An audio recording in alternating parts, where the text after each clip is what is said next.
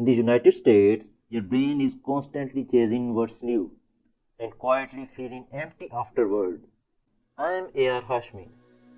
I have spent years studying how the human brain protects you and how modern American life turns that protection against you. Most people think they lack discipline. What they actually lack is an explanation. Once you understand what your brain is trying to protect you from, you stop blaming yourself. This builds loyalty because it removes shame and replaces it with clarity. By the end of this video, you will understand why US adults crave novelty all day, why it feels productive but never satisfying, and how your brain confuses stimulation with meaning. Nothing here is about fixing yourself. This is about seeing the system clearly.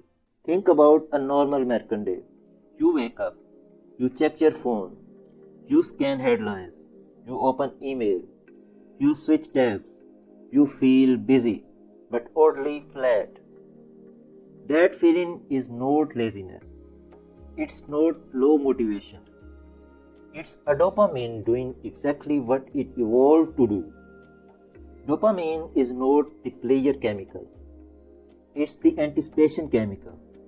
Your brain releases dopamine when it senses something new, uncertain, or potentially rewarding. Not when you achieve, but when you chase. In modern US life, novelty is endless. Feeds refresh, apps update, products launch, opportunities promise reinvention.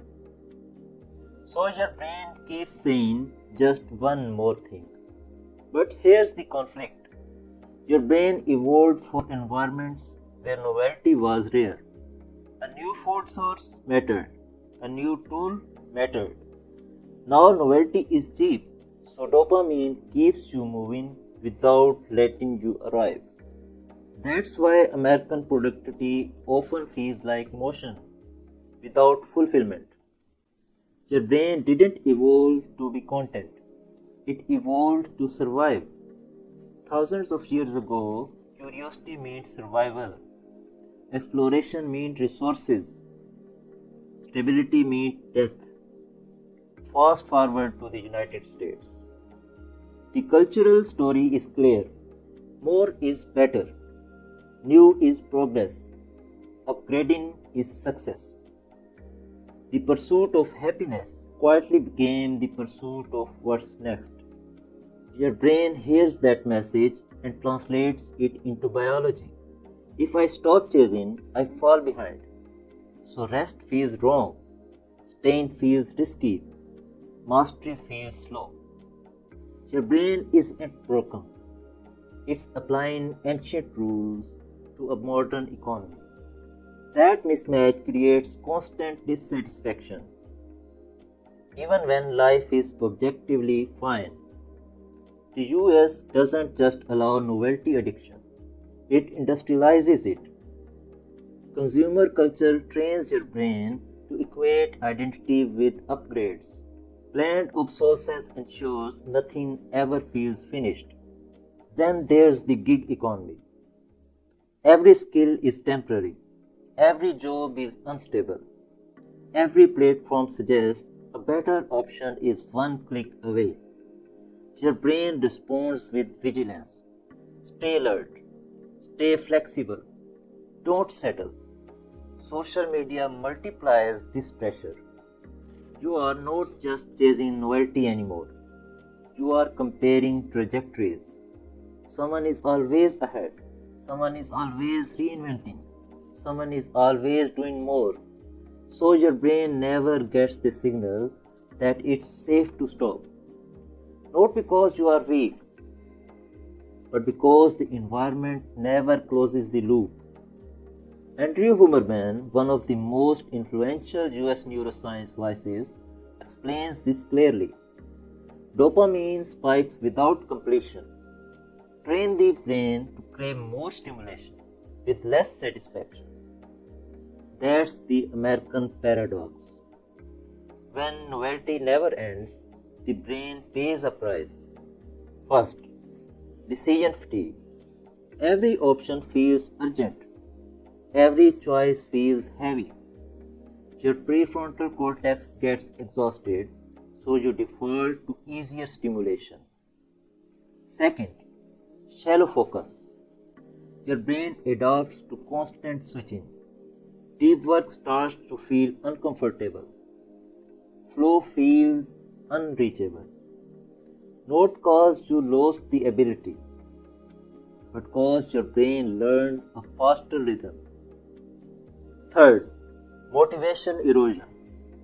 When rewards are external and endless, intrinsic drive weakens. You stop asking, is this meaningful? And start asking, is this stimulating enough?